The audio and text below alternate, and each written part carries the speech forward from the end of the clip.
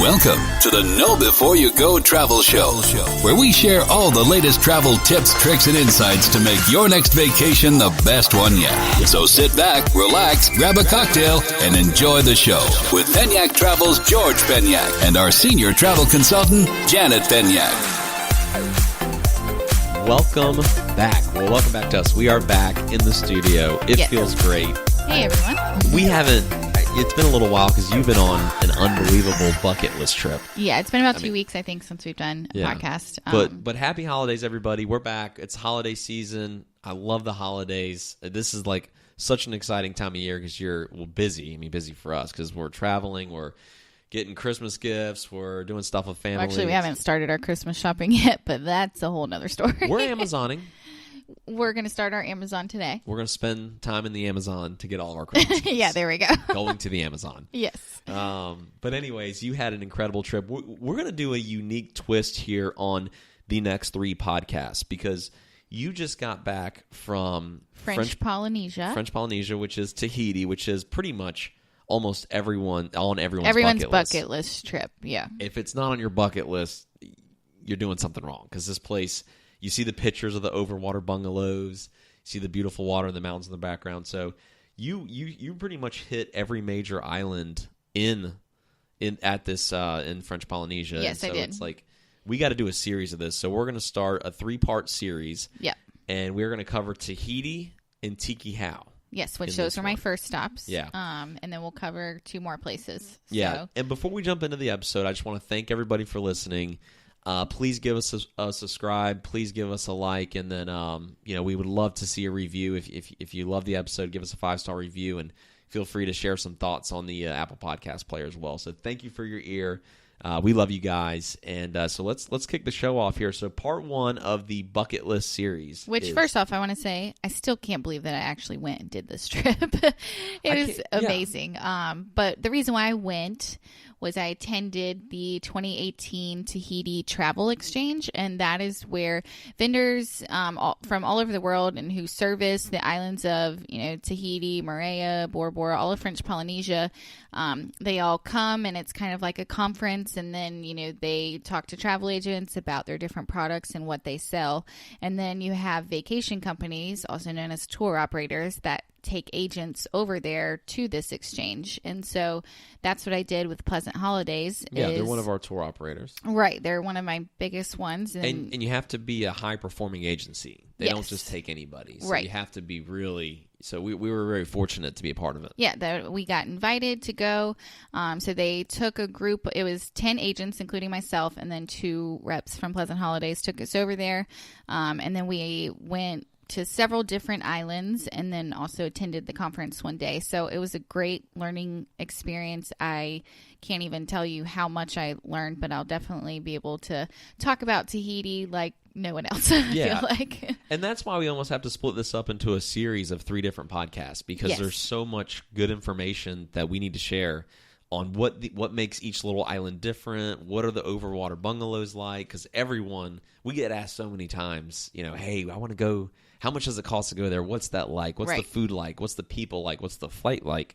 Right. So anyways, and you're going to take me back because, by the way, just in case everyone's wondering, I did not go to this. Yeah, and George did not get to go. I had to stay home. It was 35 degrees, rainy. He may have cried once or twice. But The suck factor here on the East Coast when you're in Bora Bora and it's 35 degrees and raining, and I'm getting text messages from you with pictures and videos of these beautiful overwater bungalows and water, and you're like, it's sunny and 90 degrees. Yeah, and I'm walking my dog in the rain, and I'm just, I'm hoping the dog poops quickly so we can go ahead and get back in the house. Yeah. And those are the kind of problems I'm having, and you're sitting there debating on which drink to have at the bar at 95 degrees. And yeah, sunny. I know. So thanks for sending this. It was a little warm for red wine. So. But you're taking me. We're going back. Yes, we are going back. Actually, I attended, the conference that day, and a lot of the vendors gave away different prizes, and they pulled my card out, and I won 2 free round-trip tickets on Air Tahiti Nui to go back. So George and I will be going back in September. Yes, and we'll get some awesome content. You already got some great content on our Instagram and Facebook, but we're going to do even more content, do a cool little video. Right, and part of the reason why I'm choosing September, not only is that our anniversary, but that's whale season, so we'll see all the whales. Yeah, so that'll be kind of cool. It'll be a whale of a time. Yes, it will.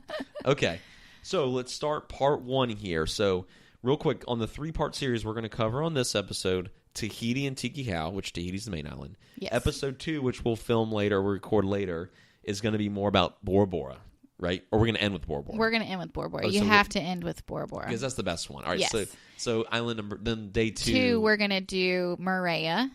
And then the 3rd episode will be on the magical Bora Bora. Bora Bora. Yeah, we're going to have to end with something special. But anyways, let's not take anything away from Tahiti and Tikehau. So you took the flight from Charlotte to L.A. Right, which real quick, I want to say a lot of, there's a common misconception. A lot of people think like Tahiti, and that's just all the different islands. Tahiti is the main island, yep. And that is an island. And then where you fly into is Papeete. But yeah, I flew from Charlotte to LAX, and then LAX to Papeete, the main island of Tahiti. The flight was very long. I'm not going to sugarcoat it. It was on Air Tahiti. You Air flew on a Tahiti Dreamliner. Nui. Air Tahiti Nui. That's the international airline. Okay, and then you flew on a big Dreamliner, right? Yes, flew on the new Dreamliner plane.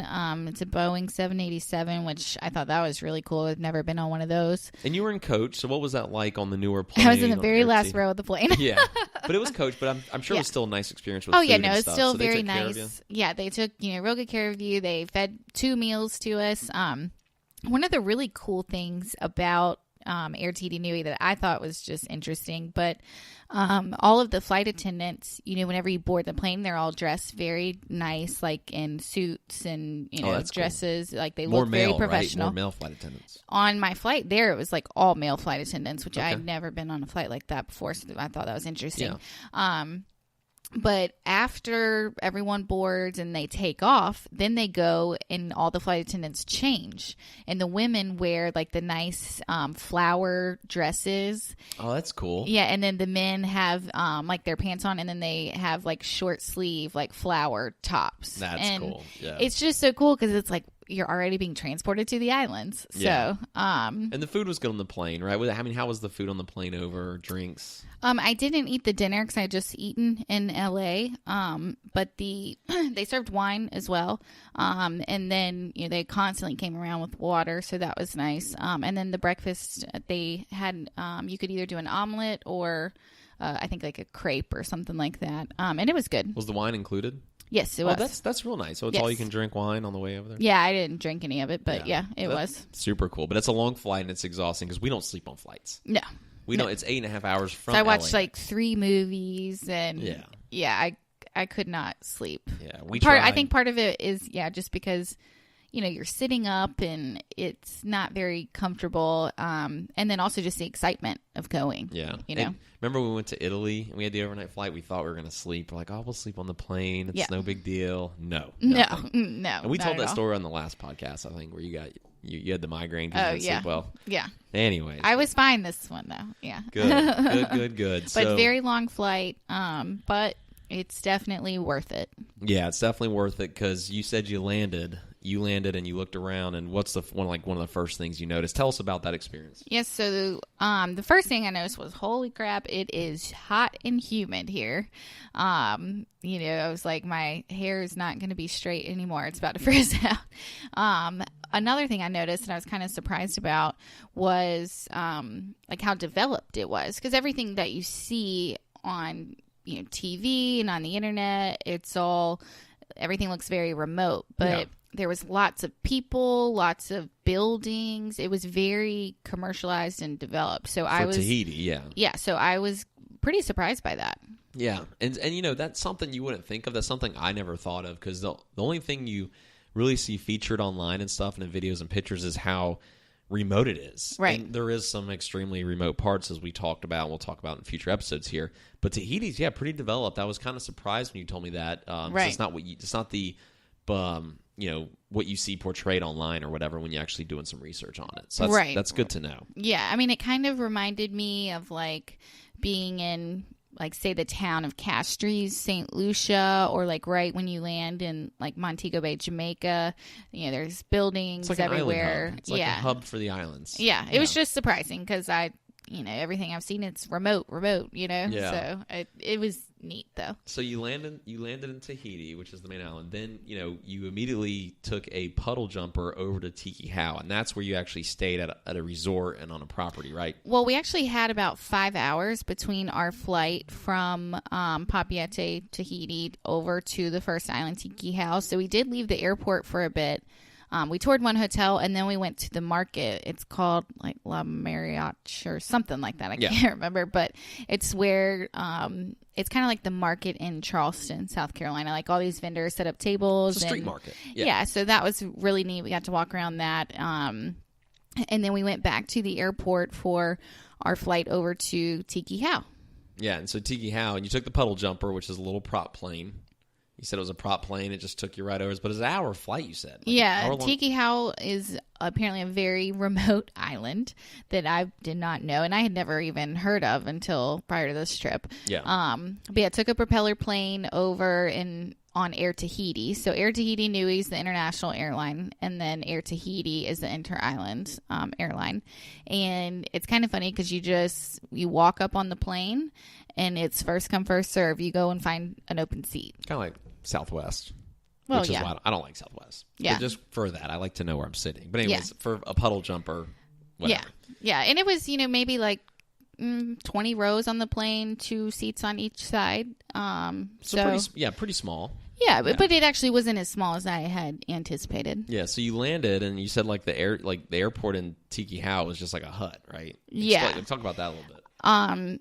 So we landed, and it's actually funny.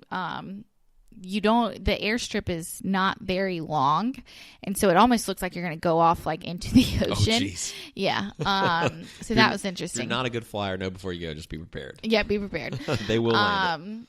And so, we get off the plane and are walking into the airport. Now, this is not really an airport because it is an airstrip and then a covered hut. Like a hut. Open air hut. Yeah, it's almost like if you've seen at parks where they have picnic tables under a covered area.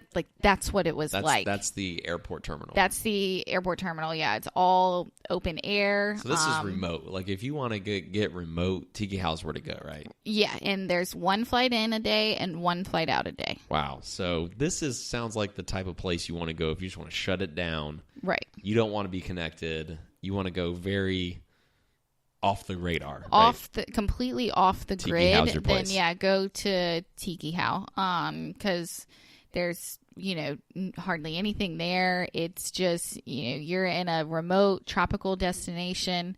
It was very different than anything I've experienced. So from there, we met the Tikehau Pearl Beach Resort representative, and he took us over to a dock, and then we got on a boat and took the boat over to the Tikehau Pearl Beach Resort. So all in all, from when I left Charlotte to get to there, it was about 28 hours. 28 hours? Yes. You were probably exhausted. Yes. But you said it was worth it. Yes, it was worth it. So that resort, it's very different than anything I've ever experienced. Because like I said, it is remote. There's not much to do there. It's all about the beach and the water and completely, relaxing. So what resort did you stay at exactly? It's a Tikehau Pearl Beach Resort. Tikehau Pearl Beach. And so this is the type of resort, and you stayed in a beach bungalow, right? Yes. So they do have overwater bungalows there. Everybody, because that's what people want to know. Right. Yeah. And then they also have beach bungalows. So I was actually, I liked the beach bungalow. It was great. The leading category of the overwater bungalows don't have air conditioning. So oh yeah, something to know. Yeah. So that's a little different. It is, because it's still pretty hot in that part of the world, right? Isn't that what you said? It's very hot. So yeah, it's kind of crazy they can get away without. I guess you have the breeze off the ocean. Yeah, you do have a nice breeze that comes in off the water. If you were to get a room without AC, right? To me, that's not my idea of a vacation, because I get hot very easily. I love having an air conditioning. But for some, that's what they like. There was a lot of people staying in them, and then we could see when we walked out there, people were just jumping off their patios out there into the water and snorkeling all around. So that is cool. See, that's the experience you get out there. I think is, yes, from what you're telling me, is You're just remote. Yes. Very poor Wi-Fi, right? You said there's hardly any Wi-Fi. They apparently it's very expensive to get Wi-Fi to that island, and so they only have it in one spot of the resort, and that's like in the main lobby area and like where the restaurant is and all of that. So, I don't like being completely cut out like that from the world, but for some, that might be what you want, because there's not much to do there. It's very quiet, peaceful, and I mean, in your room, you're not going to sit there and on your phone and scroll through Facebook or whatever. There's something nice to that, it's almost like to be completely disconnected, where even if someone wanted to try to get a hold of you, they can't. It'd be very hard to. So, right. So that sounds like the type of island you want to go to if you truly want to shut it down. Yes. And escape, and it's very remote. Yes. I mean, you're talking about an hour flight from the main island. You're going to be out there in the middle of nowhere. Oh, yeah. Yeah. And trust me, you feel it too. So, and there's That's only cool. like 500 people that live on this island.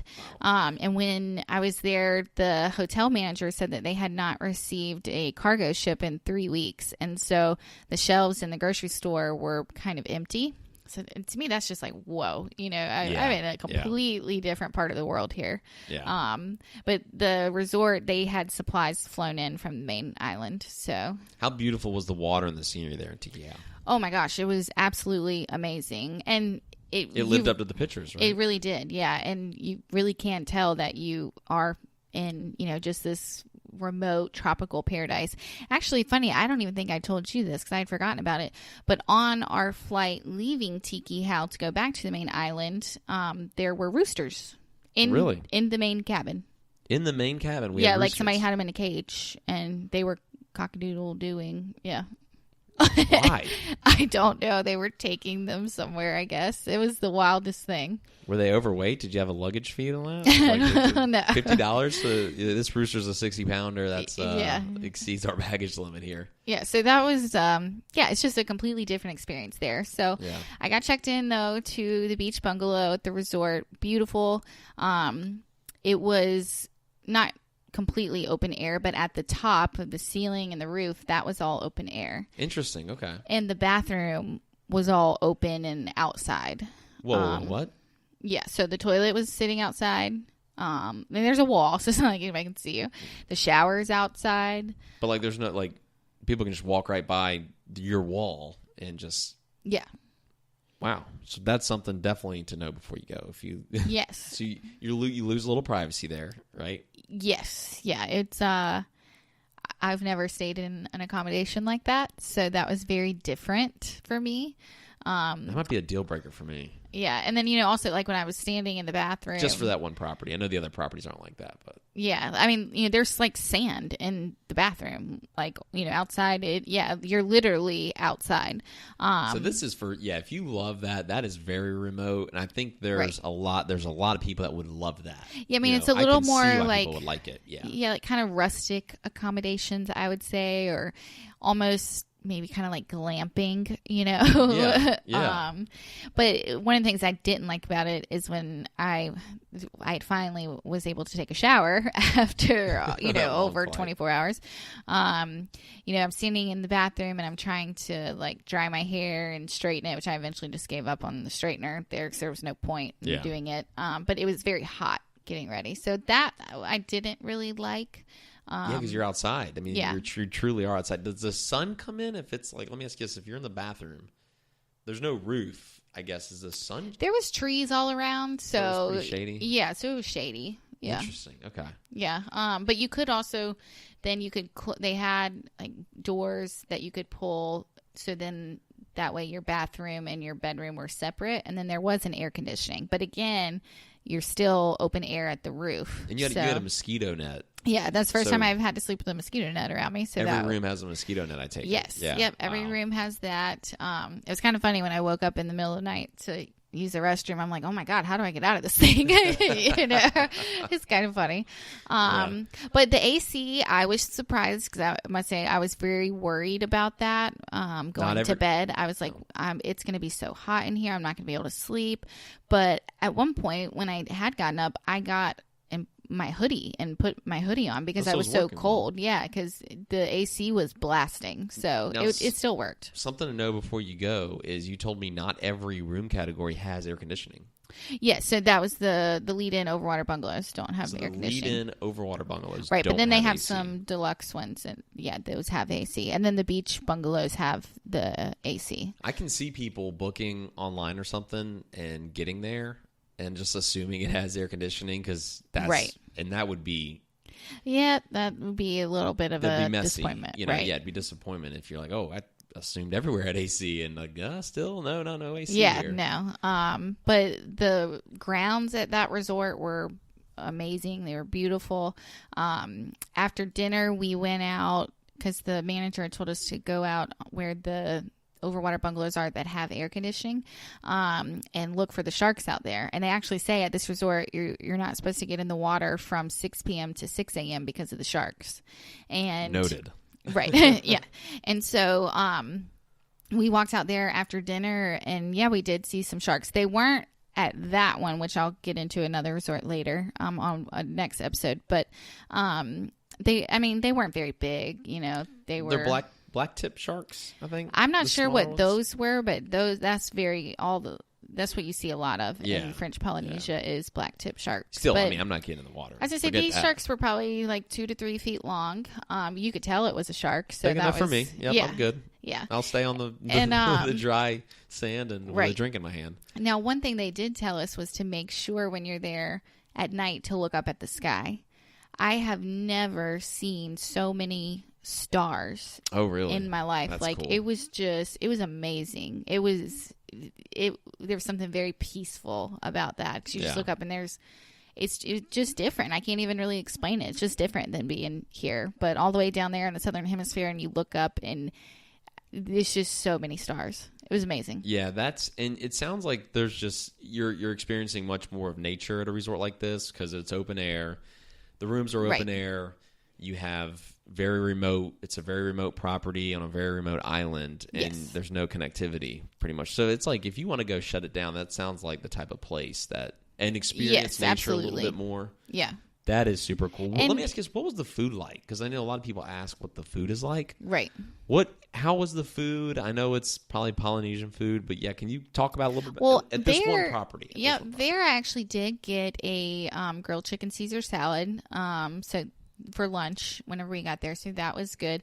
One thing to note is it's not all inclusive, so you have to pay for all your meals unless they do offer meal plans that you can buy, but it's not all inclusive. So, which we love all inclusive. I do love that. Yeah, so that's one really nice perk about the Caribbean. When we go, it's gonna sting a little harder having to pay for everything. But that's okay. Right? The food was very good though. The chicken Caesar salad was good. And then I think that night for dinner I had a steak, and it was very good. So they had more American food there than some of the other islands you visited. Yes. Because overall it's heavy seafood. It's heavy seafood. Yeah, it's all very Polynesian.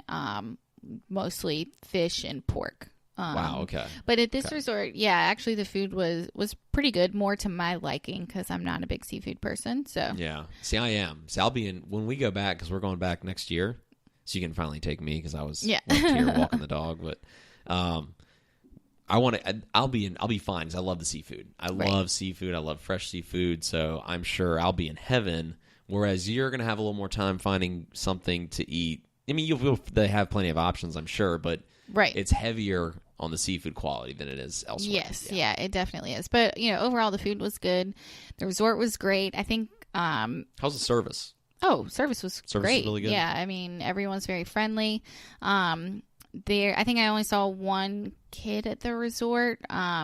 There's not a whole lot for families to do except just lounge and take in the water sports. And I don't think they had a kids club at this one. I was a zombie because I was so tired, but I don't remember there being any sort of kids club. So if your kid needs a lot of entertainment, then you might want to look at like Bora Bora or something else, right? Yeah, that's not really going to be the best spot because there's it's a spot where you go to completely disconnect and get away from it all. Yeah, so I think I'm with you from what we've already talked about. I feel like Bora Bora, Moorea, that's going to be a little more family friendly than say Tikehau. Tikehau sounds like you want to take your significant other there and just shut it down. Right. And like, no, you're not going to talk or text anybody. No Wi-Fi, little to no Wi-Fi. Right. Good seafood, one with nature type place. Yes. Bathrooms outside, which I find very...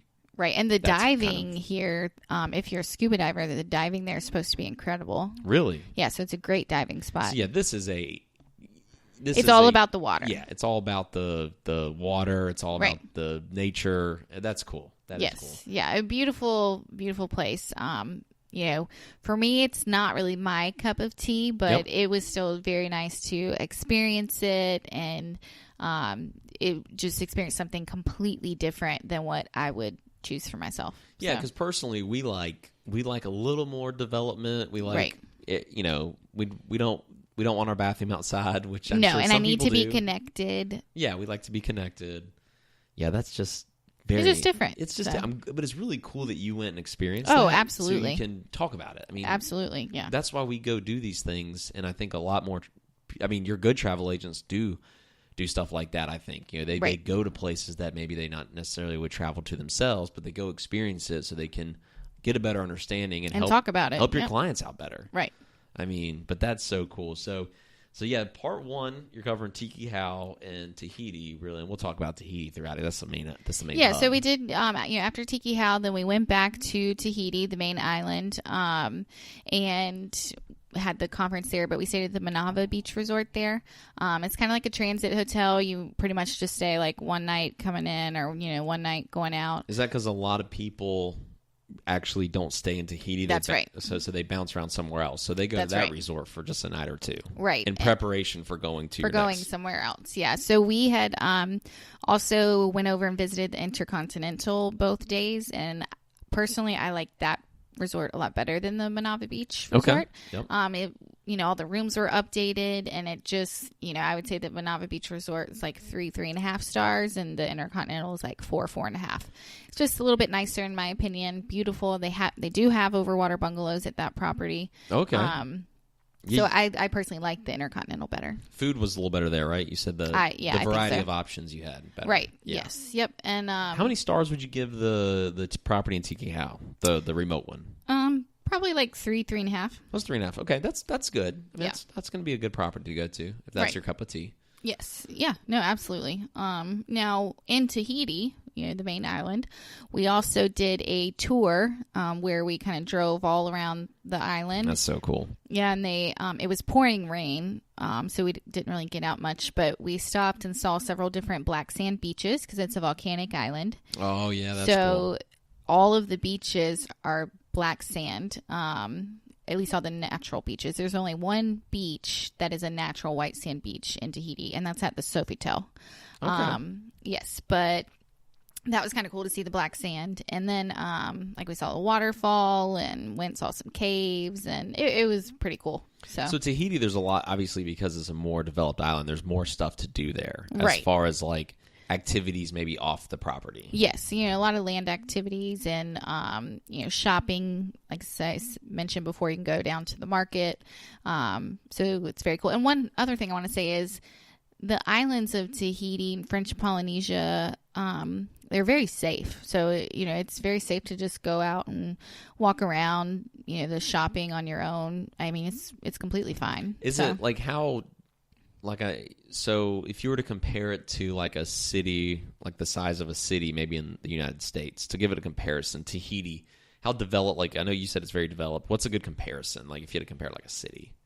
I know it's not a big city. But it's not a big city. You're talking like a medium size, a small city. It kind of reminded me of a little bit of downtown Charleston, I guess just because of the market, but that's what I keep going back to. So downtown Charleston. So the buildings aren't really tall. Right. They're not, but you have all different buildings. I actually went to a bank there cool, because I needed to get some of their money out, and I had forgotten to do that at the LA airport. Sounds like it might be like Nassau, like maybe Nassau, Bahamas. Yeah, it they could be have like banks that. There. And Yeah.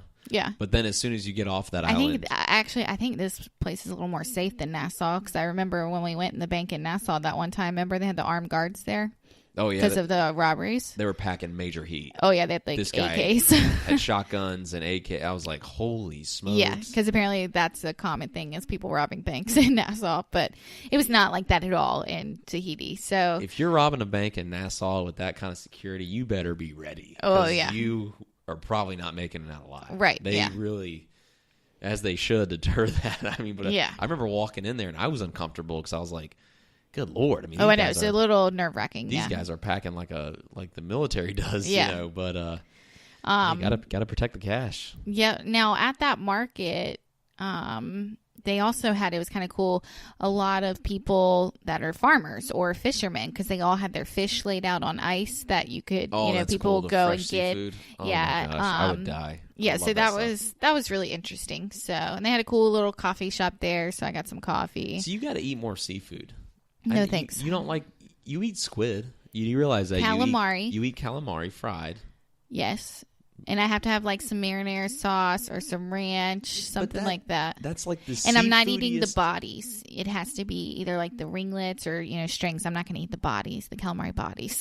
That's the seafoodiest seafood out there, in my opinion. Yeah, but I dip it in marinara sauce or something, and it's good. But you won't touch salmon. No, God, no. Oh, come on.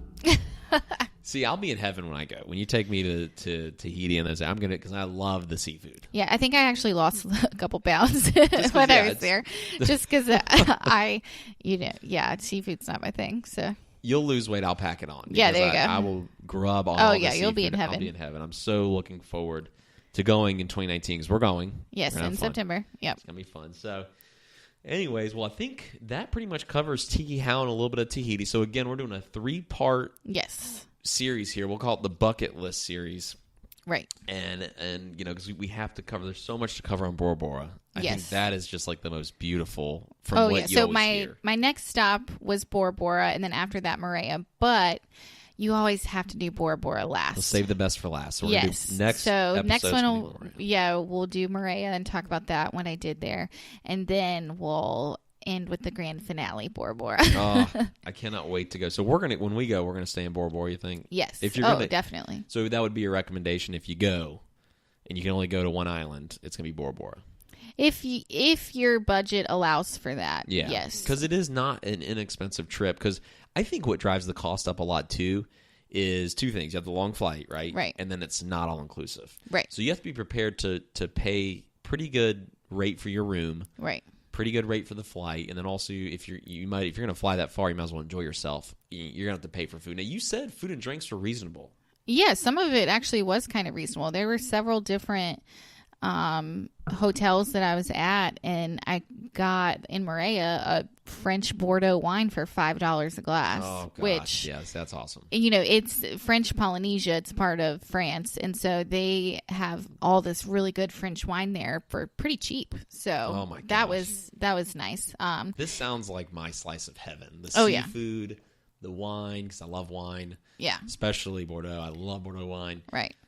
Now, one thing I want to say really quick, though, in terms of cost, if you don't have the $10,000 that it's going to take to, fly and stay in Bora Bora, doing something like Tikehau or, staying a couple of days on the island of Tahiti or even Moorea, that's a good way to mix it up and be more budget friendly. Yeah, that's a very good thing to note, I think, what you just said, is because it's going to be a trip that many will go on, and it's kind of the bucket list trip. It's a bucket list trip. Yeah. Most people only go one time in their life. And so that's really good to know that you can kind of play with the budget a little bit and maybe stay at a Tahiti a little bit longer, and then it's to kind of stretch your budget more, right? Is that what you're saying? Right, yeah, because not everyone can afford the $10,000, like I said, for Bora Bora, pretty much starting point.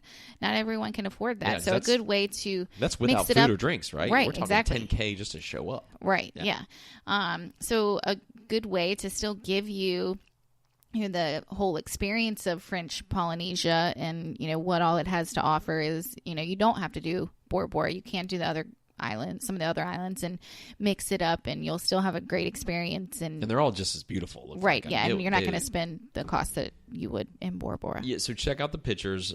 Janet posted some awesome pictures and videos actually on at Penyak Travel Facebook, at Penyak Travel on Instagram, and we've got some incredible photos and pictures. And yeah, stuff, and I have probably 1,000 pictures that I will be uploading in an album on our Facebook page over time. But yeah, in the meantime, there's some great pictures and videos that I did put out there. So. Excellent. Well, we'll sum up the show with that. I think that's a good ending point before we do number 2. Moorea. So we'll do Moorea next, but that wraps up Tikehau, very remote island, and then also we touched on Tahiti, the main island, a little bit. But right. But anyways, give us a like, give us a subscribe. We really appreciate it. Love your ear. We're excited to do show number 2 of the bucket list series. Yes. So stay tuned. Stay tuned. More to come, and we hope everyone has a great week.